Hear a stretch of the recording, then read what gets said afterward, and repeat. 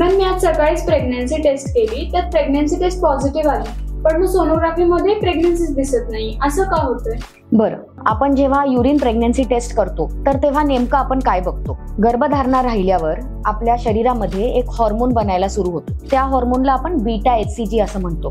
Ultimately हा जो hormone आहे बीटा HCG तो युरिन मध्ये सिक्रेट व्हायला सुरू होतो आणि ह्या बीटा HCG मुळे प्रेग्नन्सी टेस्ट जी आहे ती पॉझिटिव्ह येते.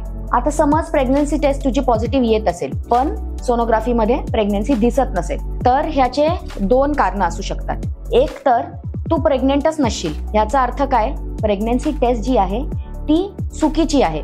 ह्याला आपण फॉल्स पॉझिटिव्ह प्रेग्नन्सी टेस्ट असं म्हणतो. ठीक आहे. दुसरा ऑप्शन असा आहे की तू प्रेग्नेंट आहेस पण तुझी प्रेग्नन्सी जी आहे ती खूपच छोटी किंवा अर्ली आहे आणि म्हणून ती अजून सोनोग्राफी मध्ये दिसत नाही. मग आता मी प्रेग्नेंट आहे की नाही हे मी कसं कन्फर्म करू?